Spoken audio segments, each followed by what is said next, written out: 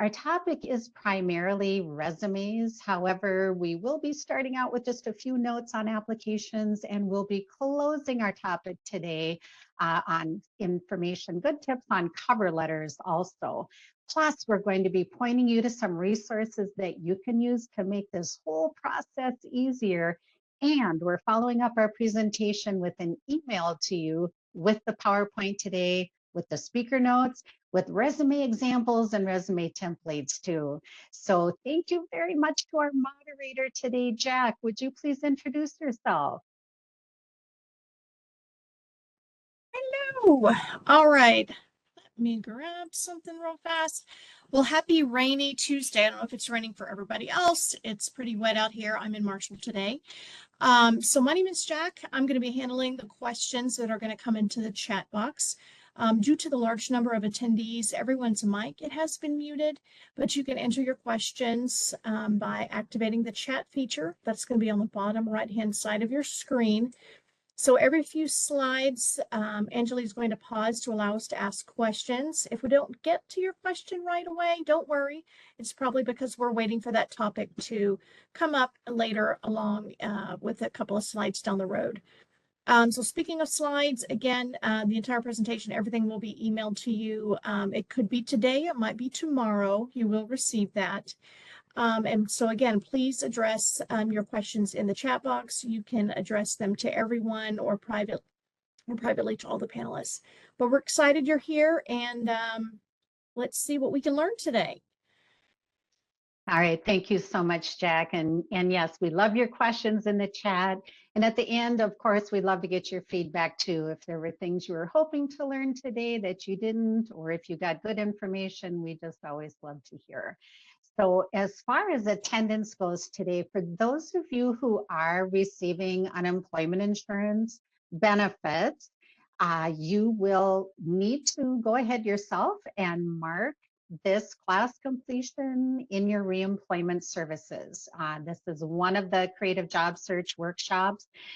And gosh, we have others. There's just always something to learn in our sessions, including the topics that you see here. So we've got today tools, we've got the job interview, internet and social media, LinkedIn, that's very popular, as is job search over 50. Career planning and preparing, and then of course, identifying your skills, applications, and portfolios. And I can tell you that in my 12 years of working in HR and workforce development, identifying skills is something I find people take so for granted. We forget to do that research on ourselves, capturing that information about our accomplishments, our past successes, what we do well. So that is a very good workshop also that can help you to do that. So let us jump in and start talking about applications before we dive into our resume material. So we get asked quite often, why do employers ask for both an application and a resume? There are differences. An application is typically a form created by that employer, and it's more of a legal type of document. So that is what is going to remain in your personnel file. Your resume, on the other hand, is a marketing document that's created by you. You get to decide what to put on that resume and the information that you're going to provide to that employer. So with applications, though, sometimes after we've done so much work on a resume, we feel like, oh, the application is just extra work. It's more than that, though. It's also your opportunity to make that first impression with an employer. So we really want to treat these with the attention that they deserve. Read through the instructions, read as much of the application as you possibly can to see what it all entails, and give yourself plenty of time. An average job application could take up to an hour to complete. Some of them are very quick, some of them take really a long time. You want to fill out everything on that application. Don't leave anything blank. If needed, use not applicable or NA to fill in any blanks. You don't ever want to put C resume on an application. Again, these are two different documents. The employer's asking you to fill that out.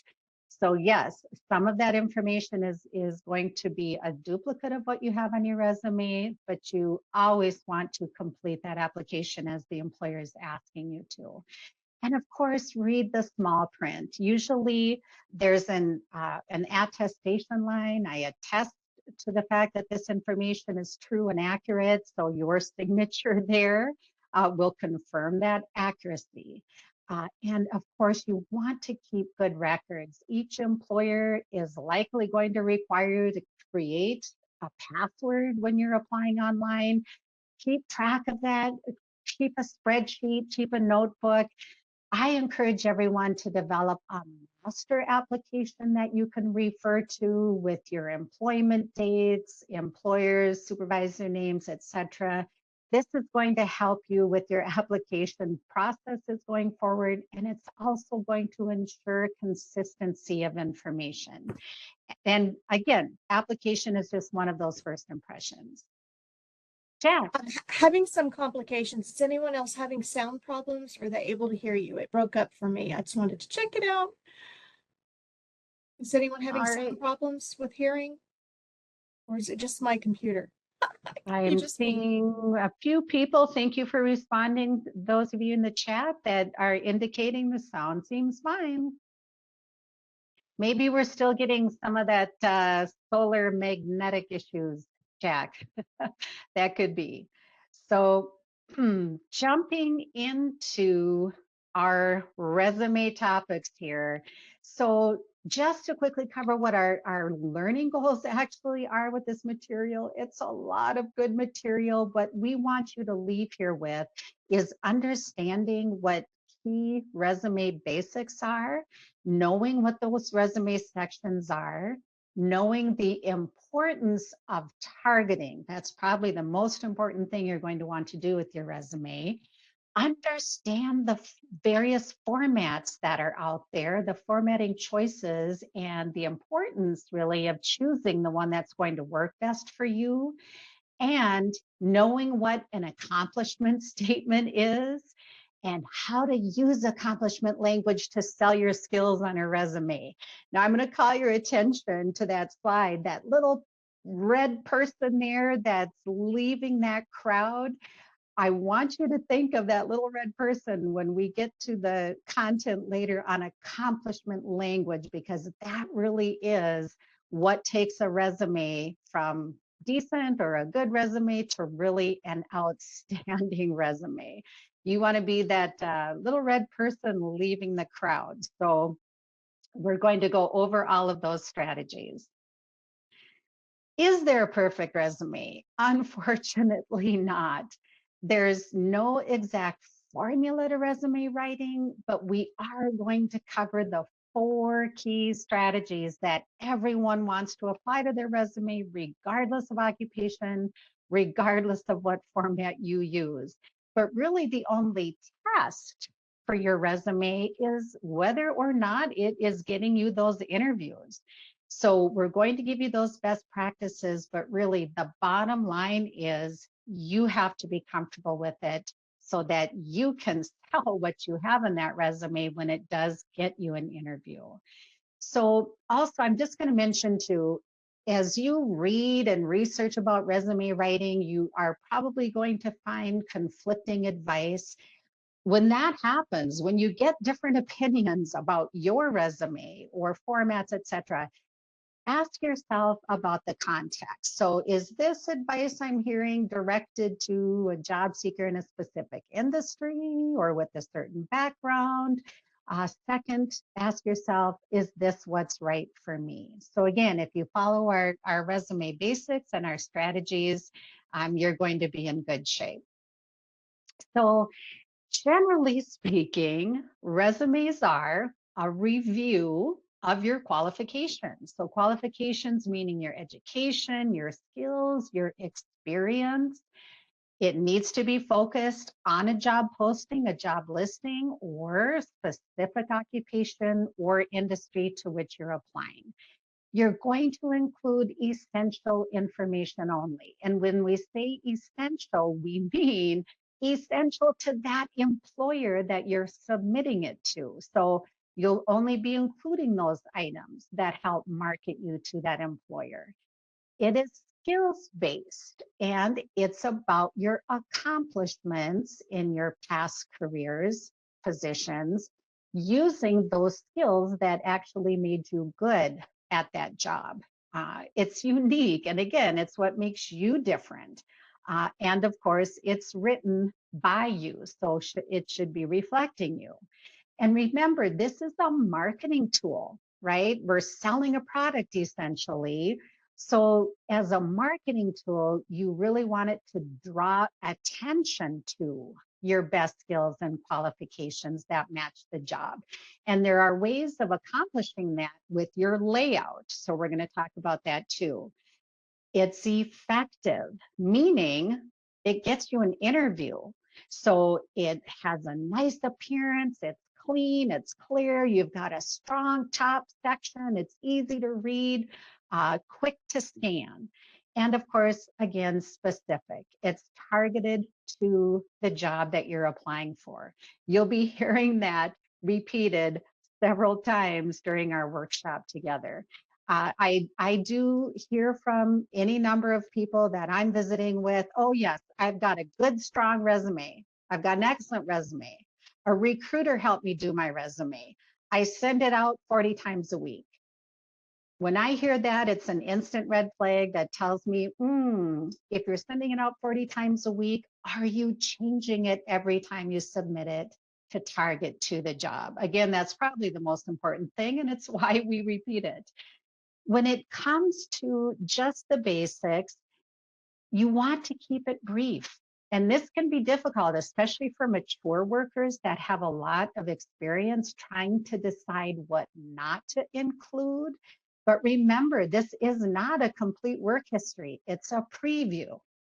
It's like a movie trailer. It's just enough information to get that employer interested and wanting to know more.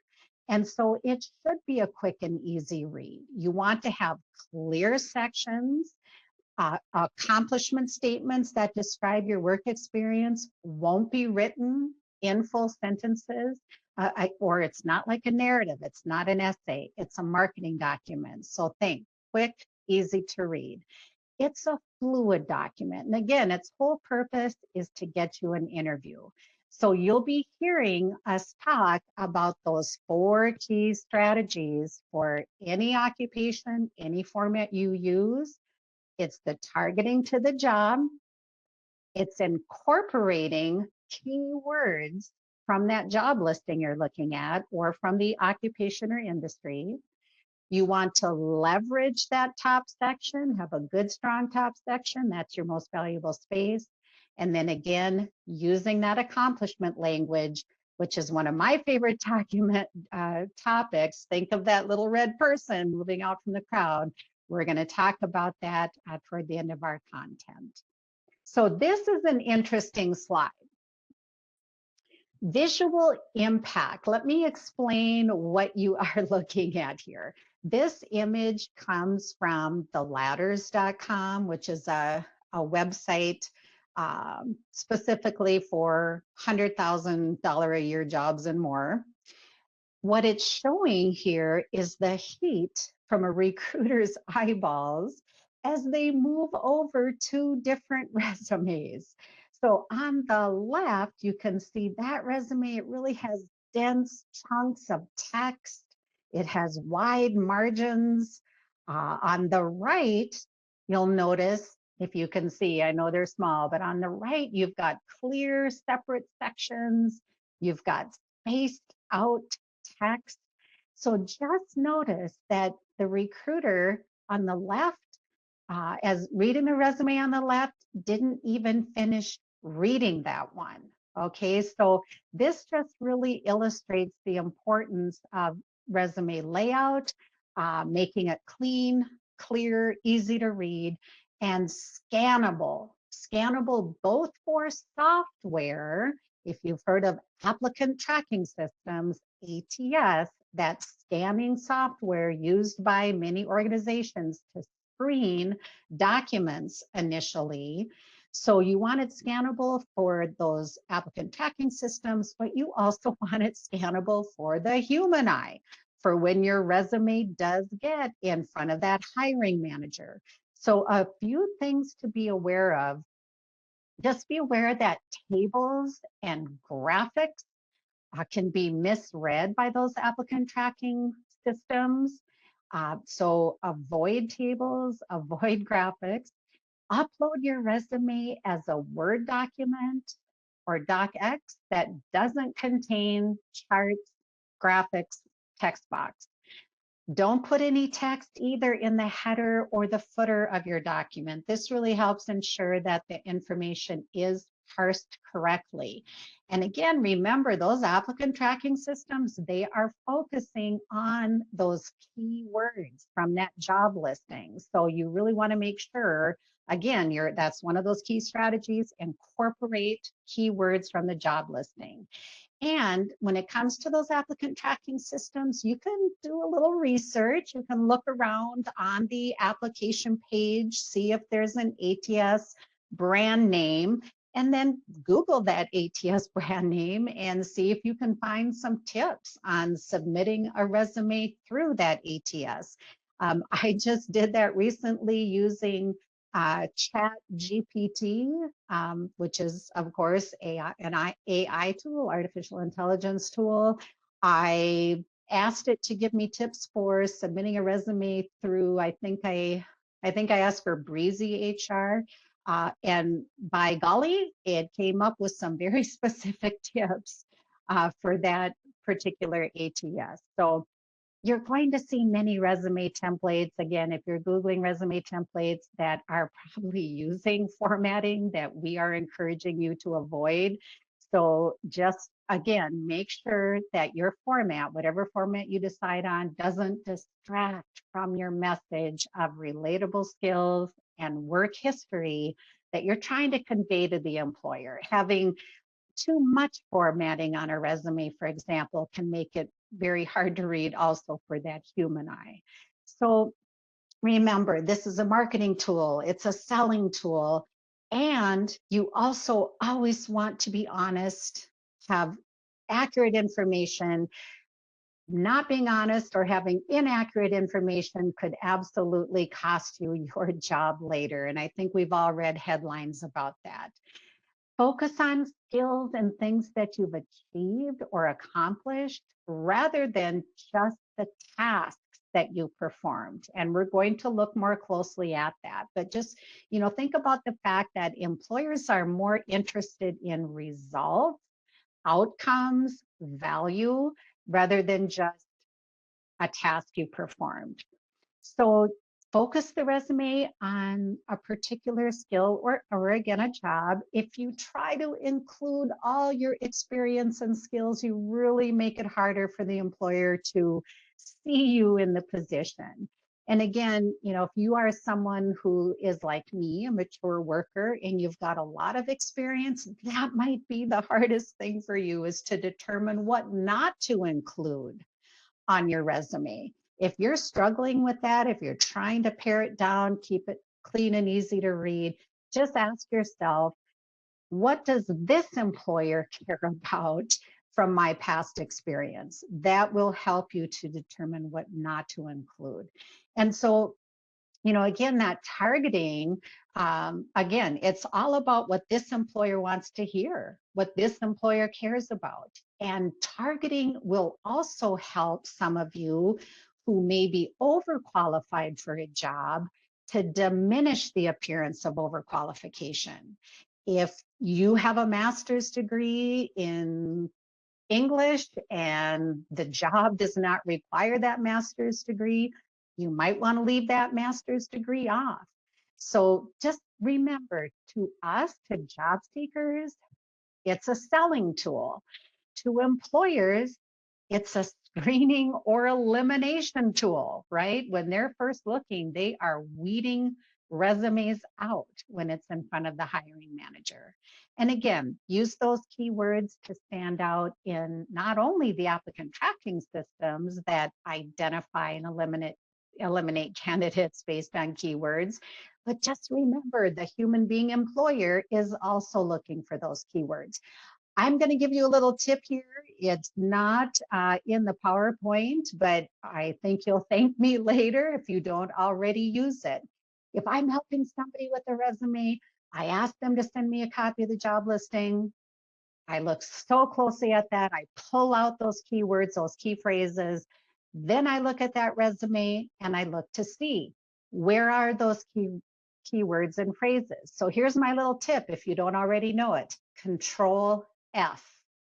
If I'm looking at a job listing and it is, for example, project manager, and I use Control F, which is going to bring up a little window to find words. If I type in project management and that job listing shows me 7 results, and I go over to a resume and I use Control F and look for project management, and it's only in the summary one time, that tells me I need to let that job seeker know project management is a focus here. Go back to your resume and see if you can't describe more of the project management that you've done. That kind of comes from a real experience I had just a few weeks ago from someone who was applying for a project management position and had project manager in the summary, but that key phrase did not show up back in the work experience either. So Control F will help you kind of compare as well. Again, when it comes to resume basics, we're going to look at some specific examples next. But first, just some general recommendations. When you're thinking about formats, certainly choose the one that's going to best present your skills relative to the job description you're targeting. Again, remember that top section, right? That's one of those key strategies. The top third is very valuable space. You want to make sure that that reader immediately sees what your intention is. In other words, your professional title, your objective, your profile, summary. Somehow you have to identify, this is what I'm seeking, or this is what I do. And then you want to grab that employer's attention, especially during the first half of that page, first page. And another tip, if you do go to a 2-page resume, you need to make sure all the critical information is on page 1. Otherwise, that employer is not going to get to page 2. And you can do that by pulling out some of the key qualifications that that employer is going to be interested in that top section. You can even have a section heading that says key qualifications or select achievements or key skills and abilities, something like that, to pull that critical information out.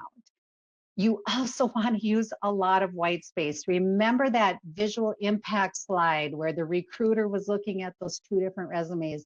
If you've packed too much text into your resume, it is not going to get read. Think about how when you're driving down the highway and you're looking at billboards, if there's something that's less text, but it really pops, you're going to read it. A billboard that has too much text, you don't even see it. So use bullets. Again, we're wanting to keep it short, concise, avoid paragraphs. This really is not a narrative, right? Margins, you want a minimum of a 1/2 inch and no more than 1 inch to really make the best use of your space. And as to font size, typically 10 to 12 point font. I almost always keep it at 11 points. So, and then also no need to waste valuable space on your resume with the line that says references upon request at the bottom. It's implied that you'll provide them if you are asked. And unless references are requested, you don't want to send them with your resume. Start with the basics. You've got the cover letter, the resume, but there's an exception here. If you have references that include someone in the company, someone recognizable in the company that you're applying to, you might want to include a separate page with references. Or you know, if one of your references is just a highly recognizable person or position, then you can certainly include that reference page. If you do that, you keep it on a separate page, you put your name block at the top, and we do send an example of how to lay those references out as well. So let us, oh gosh, that last bullet point, very important. Edit, edit, edit, error-free. So when you know that your resume is a living document, it's going to be changing at least a little bit each time you submit it because you're targeting it to the specific job, then just know it can get easier to miss those little typos, right? We've all done it, we all do it. So if you can, have somebody else take a second look to proof, proof, proof. Didn't want to miss that last bullet point.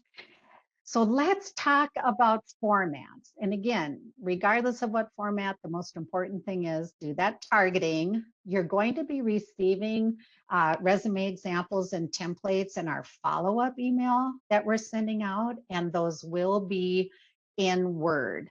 So essentially, there are three types of formats. There's chronological, which is organized by job history, you know, starting with the most recent job and working backwards chronologically.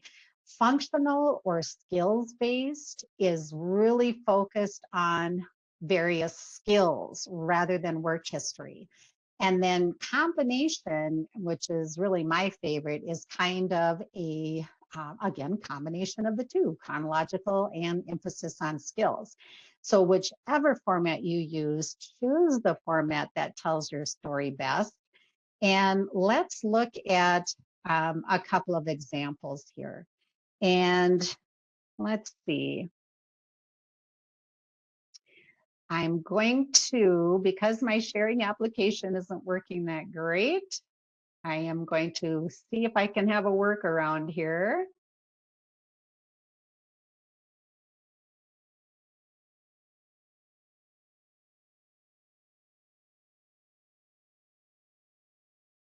All right. And now you are looking at a chronological resume example. So again, you'll notice it still has this very valuable top section here. You've got that summary paragraph that identifies the position that this person is seeking. And notice the way this is written, it gives value, describes value to that employer right off the bat. 10 years of experience, produced more than 2 million in government products with a 99.5% acceptance rate. This is also an example of accomplishment language that just doesn't describe the task performed, but also describes the success. It then makes use of this top third. It gives some selected skills and expertise. So this is a really great format to use for people who are applying for the same type of position that they have held consistently in the past. They have consistent employment history, no gaps in employment, although gaps aren't as big an issue for employers as they were maybe 5-10 years ago. So if you have gaps in employment, I don't think that's nearly as big a concern as has been in the past, especially if you're doing a good job of communicating on a resume what it is that you have to offer to this particular employment. So this chronological format might not be the best format for individuals who do have maybe a lot of job gaps, or if they're just very recent graduates, or if you're changing careers. So we'll talk about the best format for those in a moment, but just know recent work history really does need to be consistent with the job that you're applying for if you use this chronological format. And generally speaking, you want to include about the last 10 to 15 years of work history balanced against the last 3 to 5 jobs. So I will say right off the bat that for those of you who are more mature workers, experienced workers, if you are applying for a position and you had a previous position years ago that would be very important for this employer to know about, but you don't want to go all the way back, to that position 20 years ago, you can always capture that in a key qualifications section at the top. Previous experience directing a senior employment program, for example. Or you can have a separate section at the bottom that says additional relevant experience, where you describe that key information that would be important for this job, for this employer, without actually having to use the dates on it. So those are a couple of workarounds as well. I'm just going to talk very briefly about the, let's see, the combination, or I'm sorry, the functional resume as well. So you'll just notice here, this is that functional or skills-based resume, and it does not give much attention to, or any, it actually doesn't even list dates here, but it does a very nice job of communicating accomplishment, qualification highlights. I know this is difficult to see or read on this slide, but again, you will be receiving these examples in the email as well. Just know that this format, and it's not one that I would recommend very often.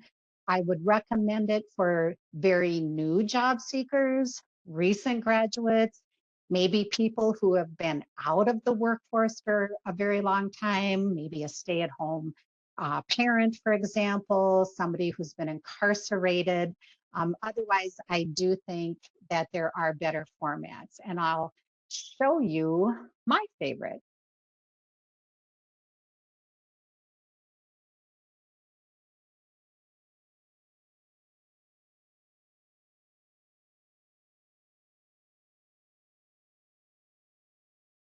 And thank you for your patience with my workaround here. So you are now looking at Susan L. Pope's combination format resume. And I do think this format works well for really a variety of job seekers, because it is a combination of the best of the other two formats. It has chronological work history included. You can see that at the bottom, along with the dates, but it also gives the employer critical information about what this individual's skill set is.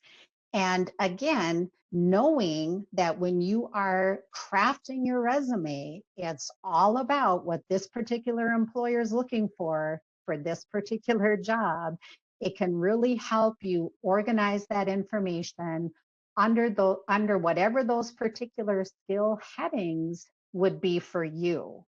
And in fact, another way of doing this, as you can try to imagine, is having this, again, top section like you saw in the chronological one, having a summary, having a key skills section that's pretty well thought out. It describes accomplishments, achievements, those key things that that employer is looking for. And then you can actually add a little more information under each position as well. So instead of just having everything up under the skills section headings, you can put a little bit more under each of those positions too. So again, there really is a variety of ways of putting these together. And the nice thing is we have staff at your local career force office that can help you with some of these decisions. So we encourage you to make use of that service. And of course, there is never any charge for what we do either. So we're going to get into some basic resume sections here in just a moment, but Jack, are there any questions in the chat that we can address quickly? Well, hello. There are a few items, but I've asked people to expand upon it. Shanita made a comment, and if I mispronounce someone's name, I'm so sorry, that said, what about career change? And I've asked for more specifics. So, Shanita, I'm not sure what you're saying there. Well, let me jump in because since we're Okay. talking about resume formats, Jack, I'll just assume that the reference was to what type of format to use when you're changing careers. And thank you for asking that specific question. I would recommend using that combination format. Again, really making use of your top section to draw out particularly transferable skills. So when you're going from one job to a different type of career, typically there's going to be a focus on those transferable skills, whether it's communication or team building or technical skills, project management. Again, it would all depend on what the new position is asking of you. For career changers, again, I highly recommend the webinar on identifying your skills because that webinar will talk about job specific skills, transferable skills, and soft skills. The latter two of which you certainly want to focus on as a career changer. So thanks for that question. And we'll have time again for questions. Is there another, Jack? Yes. So Ken made a comment about his education showing his age. So I did let him know in the chat just to never put the year when you graduate. Mm-hmm. And then someone had commented on how they have 8 different resumes. They're still only getting interviews through networking. So I think maybe touching on how to include only what's needed for that specific job that you're applying for, maybe. Mm-hmm. So 8 different resumes, then that would be an indication that that person is targeting slightly at least 2 different occupations. If your resume is not getting you interviews, again, I would always go back to making sure that it's as aligned with the job listing as possible. But that is really a great opportunity to connect with one of our career force specialists. Things that I spot are maybe things that are dating a person and potentially creating some age bias or typos, things like that. So please absolutely connect. Let us do our resume review with you and see if we can spot some issues that might be preventing you from getting that interview.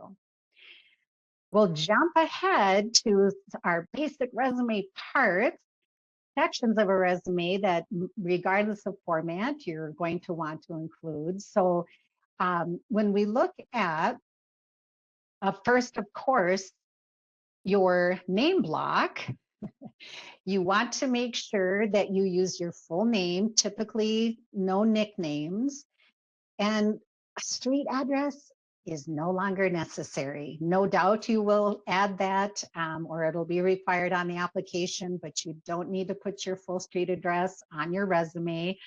Also, you don't need to put or identify phone or home or mobile. Just list the telephone number. And as a best practice, we encourage you to pick one phone number. Keep it simple for that prospective employer. Use the number that will be the one that you answer most of the time. Most of the time, this will be a mobile typically, but also be aware of what your outgoing voicemail message is. Absolutely keep it professional. I call quite a few people as part of my position. I hear a lot of voicemails and yes, just know if you're using that for an employer, that will be one of the first impressions from an employer as well. Same with your email address. Keep that email address professional. Avoid numbers that could appear to be the year of your birth or year of your graduation. If you're really attached to your email address because you've had it since high school, I would just suggest creating a separate email for job seeking purposes, as close to your given name as possible. And then absolutely be sure to check your email regularly. And of course, check your voicemail regularly too. Voicemail fills up quickly. It's frustrating for an employer to be able to try to call you and then know that your voicemail is full and not be able to get through. And of course, if you have a LinkedIn profile, if it's active, if it's up to date, aligned with the occupations that you're applying for, then you certainly want to include that as part of your name block as well. It's just that much more exposure if an employer visits your LinkedIn profile and is able to see what you're doing. So when it comes to an objective, a profile, a summary, somehow you want to identify for that employer what your intention is. What position is it that you're actually seeking? So, and you'll notice here, again, mechanical engineers. So this person is identifying the position they're seeking. And then again, notice that summary is describing some value. So creative and motivated engineer with more than 10 years of experience. You want to avoid wordy statements with generic information. Something I see often is seeking a challenging position with a growing company where I can use my skills and advance in my career. So that's more about what the job seeker wants. What you want to be thinking about is what value do I have to bring to that employer. So give that in your summary. When it comes to professional experience, again, if it's chronological or if you're using a combination with that work history, you list your most recent employment first. And then again, determine how far back you should go. You heard me say, generally speaking, the last 10 to 15 years. That can be different for certain occupations. You can include volunteer experience if you are filling in a type of gap, but you just want to make sure that you do indicate that properly. When it comes to the skills which you're describing under your work experience, so you with engineering qualifications, just as an example, notice how this is written. We're going to be talking more about how to language this, but starts with an action word, designed a plan layout for the shipping department, developed a multi-step shipping process improvement plan. Again, these are bullet points that this person included that actually describes accomplishment and result. So I will tell you, again, one important thing to do is comb back through your past positions, think about all of the things that you did in those positions. We have a website we recommend called onetonline.org, where you can find detailed occupation profiles. So you can look up occupations you've done in the past and get a detailed list of tasks, technology, work activities, and more. So you don't have to start from scratch trying to think back through your various occupations. So check that out. When it comes to education, that's typically listed last on a resume unless you are a recent graduate, or if you're using a CV, which is typically used in academics, for example. It's much more detailed than a resume. In that case, education will be at the top as well. But otherwise, that is going to show up at the bottom of your resume. If you don't have any college, then you would list your high school diploma. If you don't have a high school diploma, you could leave that education section off. If you have any college, you can list that and put courses pursued in, or you can list a credit number. But if you have any college at all, you can leave off that high school diploma. Other sections might include what you see here, military experience. In fact, we have a whole section on careerforcemn.com that describes military to civilian translation for a resume, by the way, volunteer experience, leadership experience, professional memberships, awards, recognition, training certificates, and so on. So let's talk about accomplishment statements. Like I said, this is my favorite topic. This is what takes a resume from good to outstanding. An accomplishment statement goes beyond just listing the task you performed to using language that shows you did it well, what the outcome was, what the value was. An accomplishment statement is an action word plus details and skills and the result.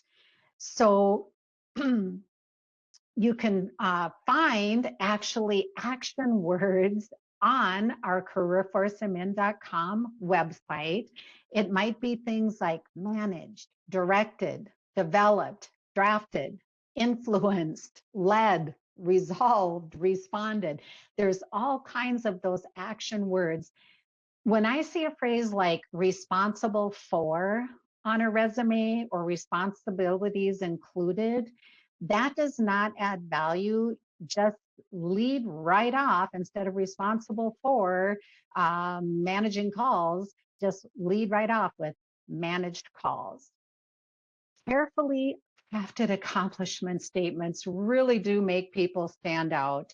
And so I'm going to just ask you with this next slide I'm about to show, there's going to be 2 tasks listed, and I just want you to think through how you could turn those tasks into accomplishment statements. So these are the 2 tasks: kept inventory, something that many people have done in their jobs, or the second one is called customers, something that people do in sales, something, gosh, years ago when I sold radio and newspaper advertising, I called on customers. That is the task that was performed. So when you're thinking about how to turn that into accomplishment language, again, it's not a laundry list of duties. That does not sell you. Think about if you called on customers, for example, in sales, what makes a person good at that, right? What could they possibly accomplish when they're doing that? Can you add any numbers? Can you add some skills to that show that the person didn't just do it, but they did it well? So if you think of some things, go ahead and add them to the chat. I'd love to see your ideas. How could you change kept inventory? We'll just take a half a minute. Um, Anthony added the word sold. What else could you say about keeping inventory? Could you add a number? How much inventory? Can you describe what it was? Or on calling customers, again, can you add a number? Can you show some success? And Steve says, mention volume, mention organization, absolutely. Aaron says, reduced inventory by 10%. Sure, that is something too. Again, it's some measurement. It shows some success. Called customers and collected $1,000 owed over the past 90 days. Awesome. Thank you for that one. Again, there's actually a measurement there. It shows the result. So let's take a look at a couple other examples here. And I'm seeing some more in the chat. Successfully resolved customer issues through phone calls, resulting in a 20% increase in customer satisfaction. Love it. Okay, great suggestion, you guys. And here's a couple more on the slides. Instead of just kept inventory, managed daily inventory of over 1,000 classifications of medical supplies. Called customers versus grew client base from 0 to 70 within 2 months by effectively using cold call techniques. And you know what? Even if you don't have a number to add, using the skill, as you can see, really takes it to the next level. Grew client base by effectively using cold call techniques. That tells that employer that this person was successful and has the skill of that cold calling technique. So you are going to find more of this kind of information again on our resume section at careerforcemn.com. That accomplishment language, it takes thought, it takes creativity, but if it is a position you really want, it's really worth it for you to think through that those accomplishments. And it's all excellent preparation, not just for your resume, but all of this thinking through, doing that research on yourself, it also prepares you to have a successful interview as well. I call it like building your vocabulary, right? When you're doing the research on yourself, when you're thinking through the language for your resume, it's like building your vocabulary. So it just makes it that much easier to talk about yourself and to be ready with talking about how you actually accomplished the work that you did. So we've got a little more information for you on cover letters, and then I will stop and see what kind of questions we have overall. But what I want you to know is if you have an opportunity to submit a cover letter, don't skip that step because it is another opportunity to market yourself to that employer, and a cover letter can do something a resume can't, right? A cover letter allows you to talk in first person and it allows you to express what your motivation is for that job and that position. So you want to use the same name, contact information block as you do at the top of your resume. Think of that as like branding. So you want that name block at the top. Whenever possible, address that cover letter to a specific person. Find out who the hiring manager is. If you don't have a name, dear hiring manager works as well, but try to find out who it should go to. Each letter, again, you want to target it to the job posting. There might be some repetition from your resume to your cover letter, but you're pulling out the critical information that is going to communicate why you are going to thrive and be successful in this position, those key qualifications. So again, unlike the resume with the cover letter, you can write in full sentences. So you can show off some of those writing skills as well. But remember, avoid starting too many sentences with I or my, because again, it's really all about the employer and what the employer wants and the value you have to offer. So we do have some good examples again that you'll find on careerforcemn.com on that resume section. So it's true, they may or may not be read, but if you have an opportunity to submit it, do, because certainly I've talked to many employers who have said, the cover letter I always read because it can tell me things that the resume doesn't. However, keep them short, to the point, easy to read, easily skimmed, just like the resume. Typically 3 paragraphs will do it. You want to identify the job you're applying for, talk about your motivation, why you're interested in this position, in this company, give them the information about your key qualifications that match that employer's needs. Thank them, of course, for their consideration. And then you can also indicate how you're going to follow up with that employer. And just like the resume, proofread, edit if needed. And I will just, before we go to questions, just remind you again, contact your local career force office for resume review. Also, take our Wednesday webinar on resume writing. That one is an hour and a half. You'll get additional content, you'll get additional links, and just a quick summary before we move into questions. Regardless of occupation, regardless of whatever format you choose, you've got those 4 key strategies: targeting your resume to the job listing or occupation, leveraging that top section to highlight your key qualifications, incorporate those key words from the job listing, from the occupation or industry, and use that accomplishment language. Jack, what have we got for questions? So I do have several, and I also wanted to mention, it's a good idea when you customize your resume for the job you're applying for to try not to go above and beyond, because sometimes that could have someone that could turn an employer off because maybe they think that you're overqualified, or sometimes they feel threatened because you have so much more experience than they do. So I was going to throw that in. Sure. Okay, so would volunteering work be better in a combination format of resumes to highlight skills relative to the job? I think that you could use it in either combination or chronological.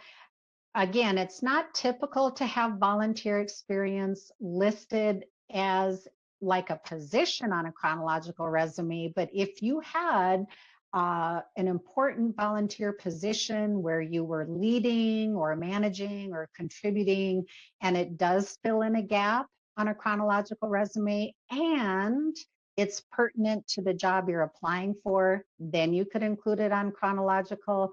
But otherwise, sure, it could fit nicely on a combination as well. Perfect. My resume is adjusted to not show my age, but all the applications require dates. So why does it matter if I'm forced to show it anyway? Sure.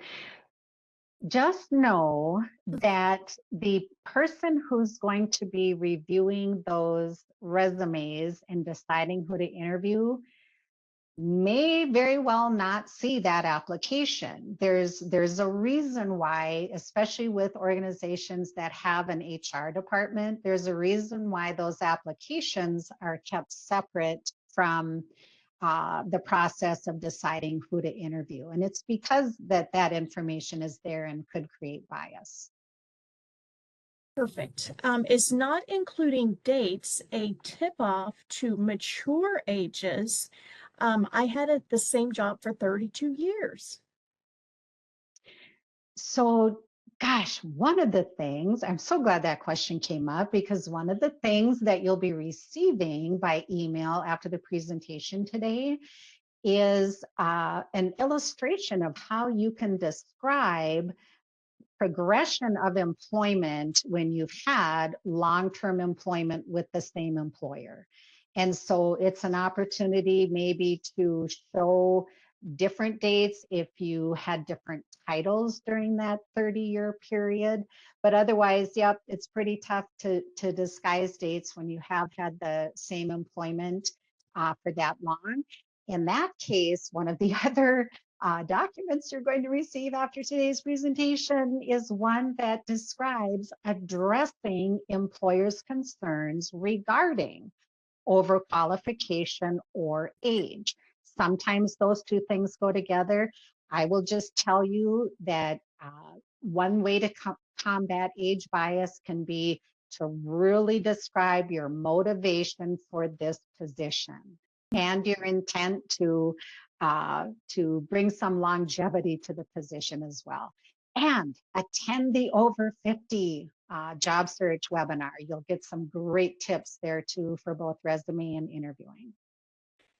Should my LinkedIn profile only show the last 10 to 15 years, like my resume, or all my experience? Great question. And, as often said, it depends. So it depends on what your work history has been. It depends on the occupation that you are pursuing now. It depends on if all of your work experience is relevant to the occupation you're pursuing now. You might want to consider again grouping some of that older experience um, under a separate section, or without dates would be my thought. So, gosh, we are at 11 o'clock. A lot of information today. I certainly hope that you have all gotten some takeaways today, some tips that you maybe hadn't considered previously. If you enjoyed today's webinar, we'd love to hear that.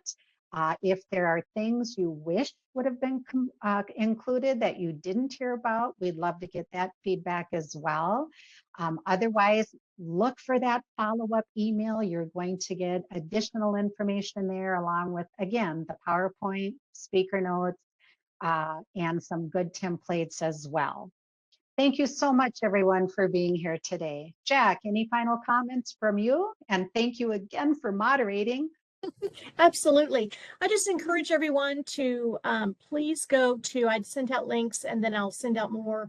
Look on the Career Force events page, find any online job search where you can have a 30-minute, hour-long conversation. Don't just choose somebody that's local to your area. Choose anyone across the state. Have 2 or 3 of those, because you never know who you're going to connect with and who's going to say something that resonates.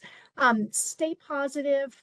Be willing to change your flow of job searching and reach out to us. We are here for you.